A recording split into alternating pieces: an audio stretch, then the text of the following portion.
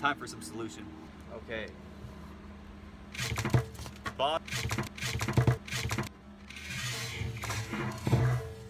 Bottle is a trigger. Bailey, come.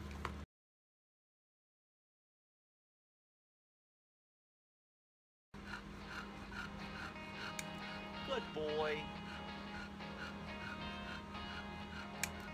Good boy.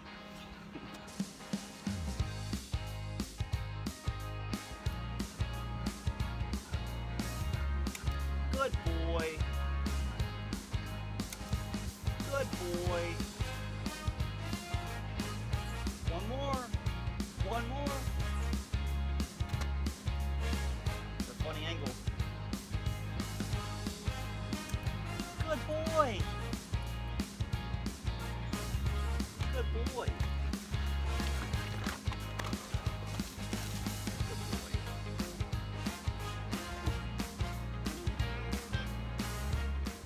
So I do I cut one paw, and that's his front left, and now I'm taking a break.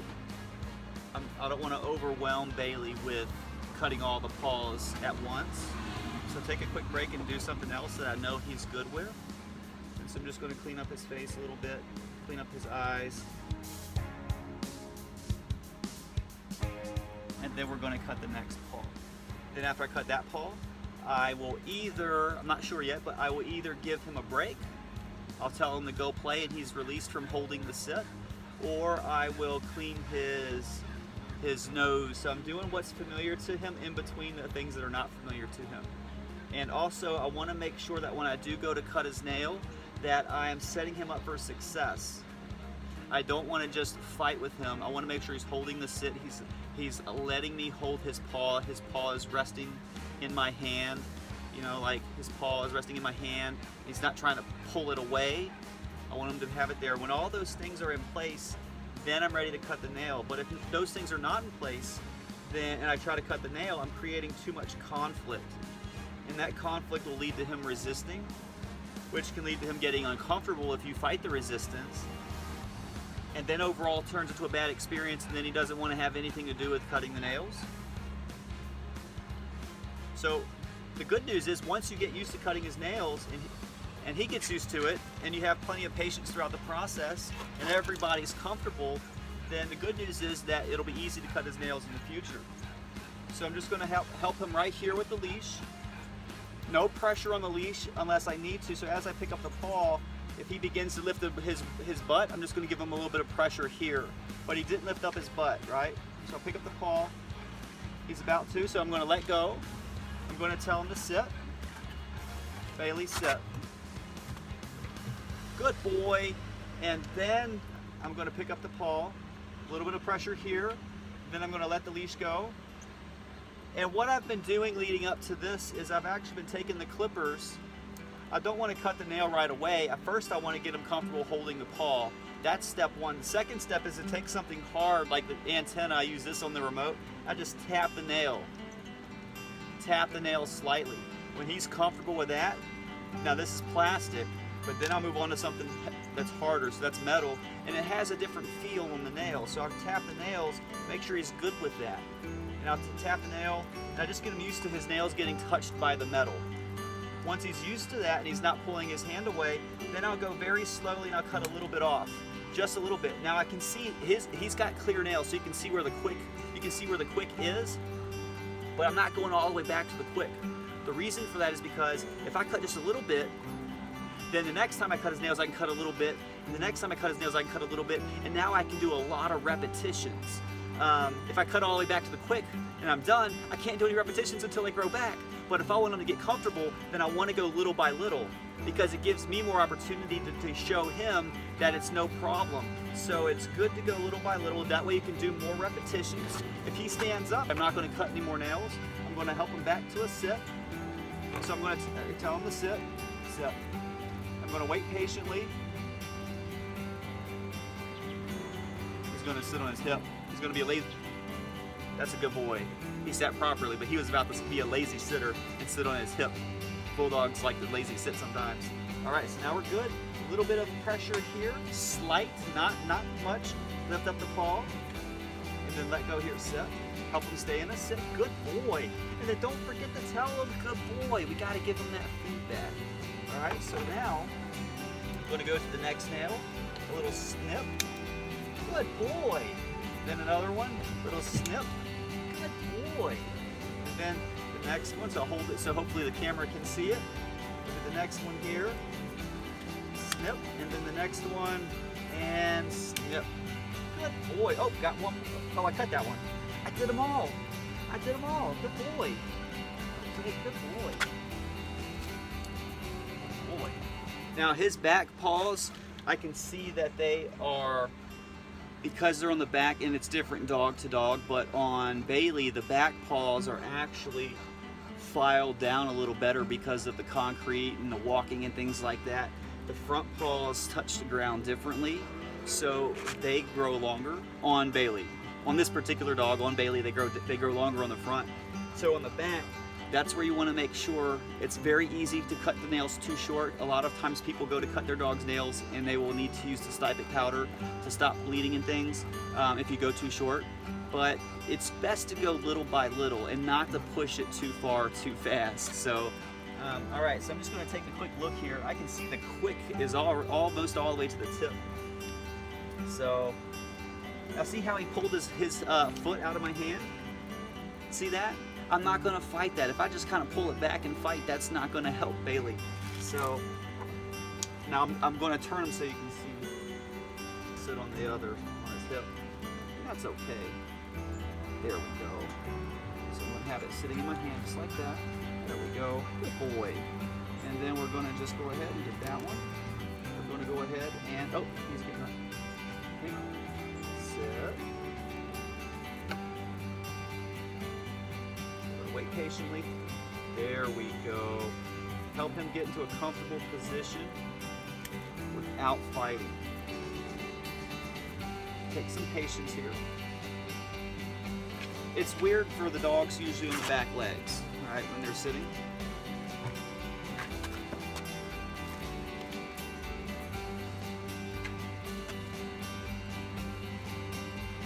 Good boy. There we go. All done. Thanks for being a good sport. Open the nose.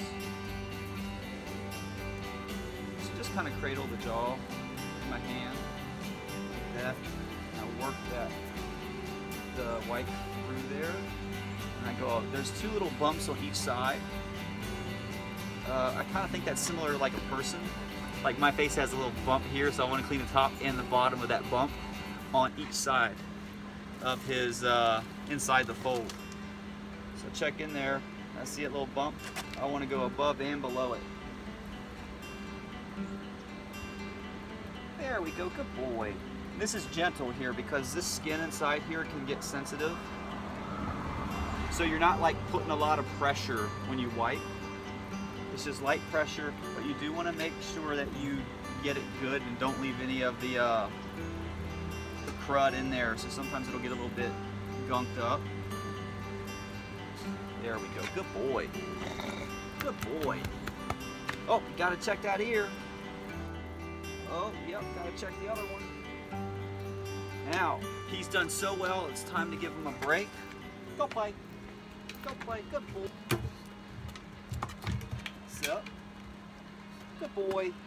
For the ears, I like to stick with something simple, like a wet wipe.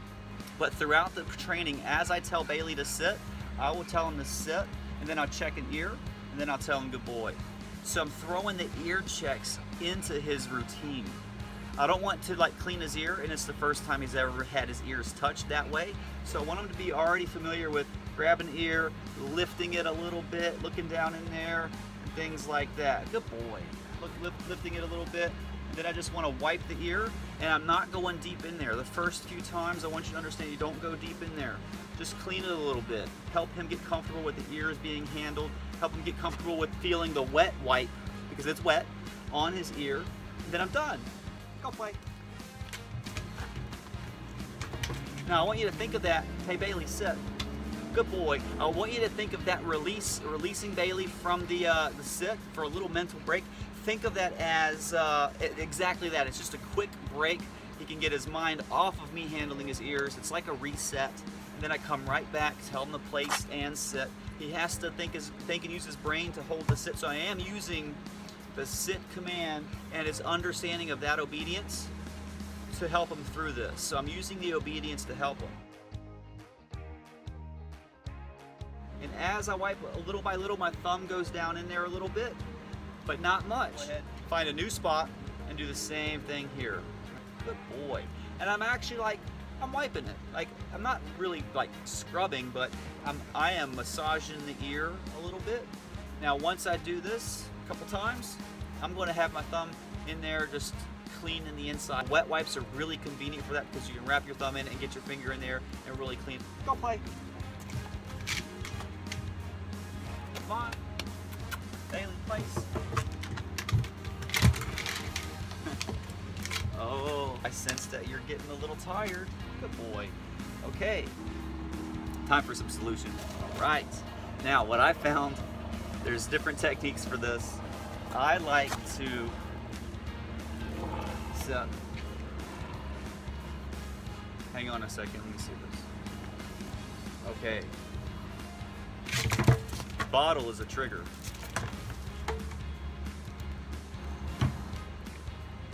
Good boy. Come.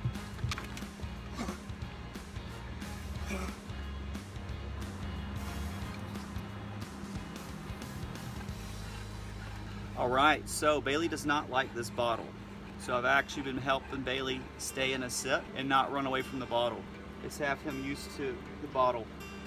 Possibly by trying to put the solution directly in his ear, because I've already washed his ears with it and the smell doesn't seem to be as much of an issue. So what I like to do, because this can get messy when you try to take the bottle and put it in the ear, it can end up in a big mess because your dog wants to shake the head. Solution goes everywhere, all over you, the walls, floor, you know, whatever. Don't get me wrong, he will shake his head and solution will go places, but it's easy to get it down in the ear by doing it like this. Solution, so that it's really, really wet, so it's kind of dripping.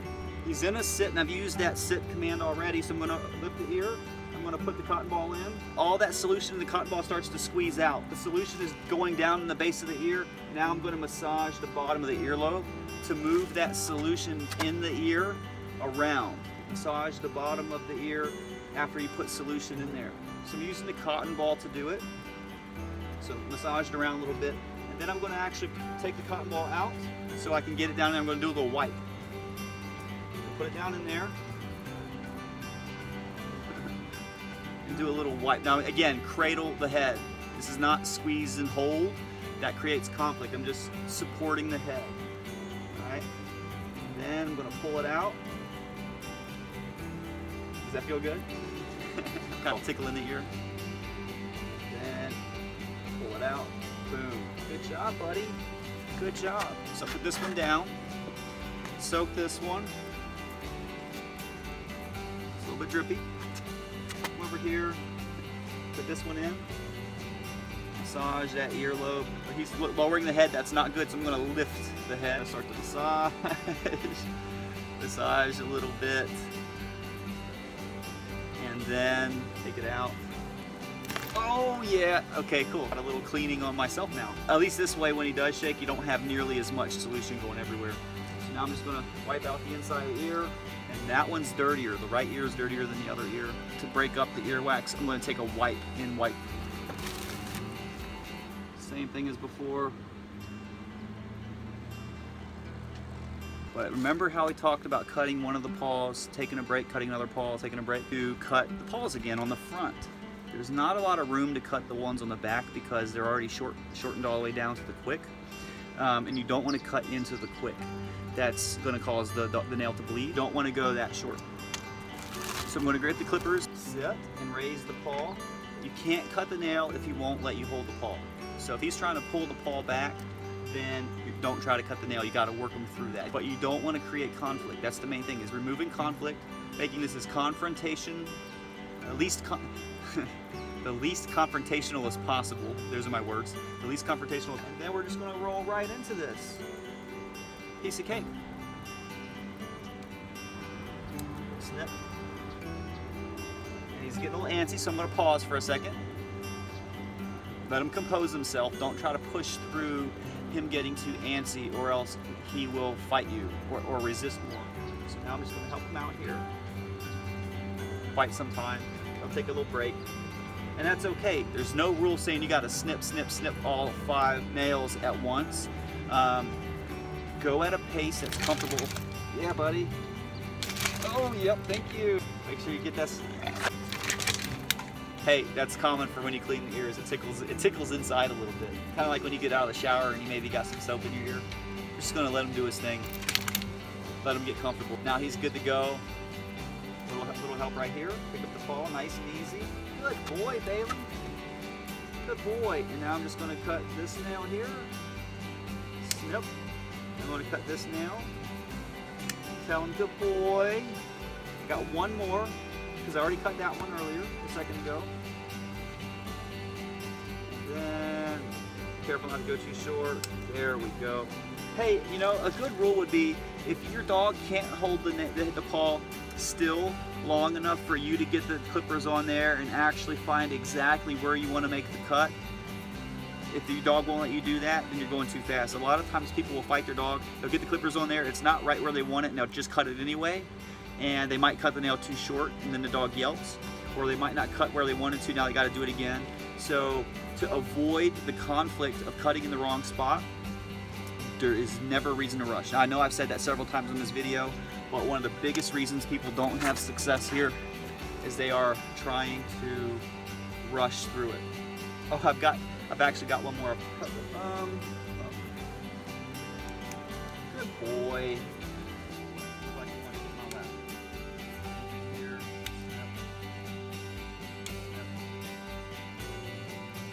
And if you do this properly, you'll find your dog likes to get groomed.